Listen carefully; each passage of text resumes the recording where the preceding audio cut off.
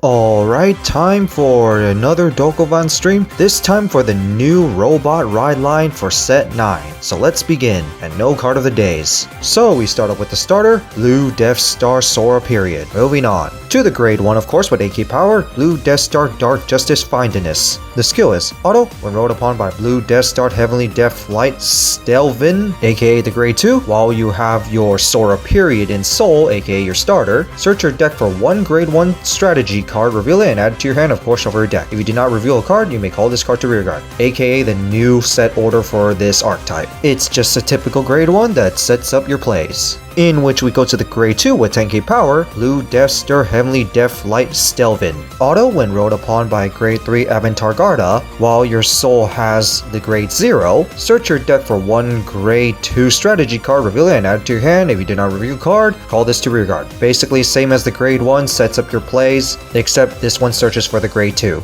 In which we go to the grade 3 with 13 power, Blue Death Star Skyrender Avantgarda. The skill is at Vanguard. Once per turn, if you have Sora period in Soul cost, put a strategy card from your order zone into your Soul, draw a card into the end turn. This card gives us 5k power and this following ability. Auto Vanguard. Once per turn at the end of this unit attack, if the attack hit or you persona ride during the turn, cost counterblast 1, discard a card from your hand, stand this unit, draw -1 to the end of turn. The put strategy card from your order zone to Soul is actually this deck's main play style, because your order cards are going to be activating abilities this way. But it is very nice for the on hit pressure because it is on the Vanguard, so basically your opponent will do some early guarding, but in the late game if you do your persona ride, well, you got a restanding Vanguard, and you don't really lose a card from it for one because you still draw your card and plus extra power from it, and the other thing is you're going to be activating the strategy card's ability, which is of course the deck's playstyle. So overall, pretty cool. And now to the strategy cards, we're going to start with the grade 1, Distribution Strategy Elimination.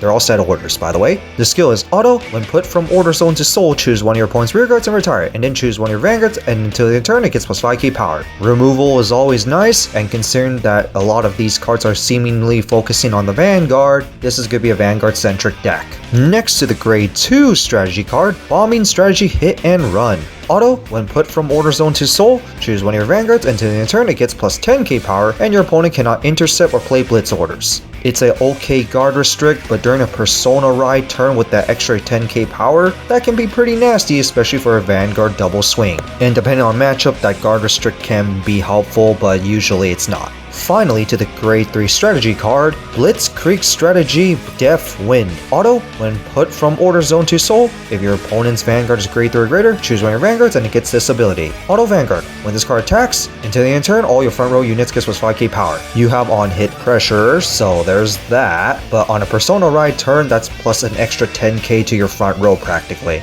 And those numbers can be very nice.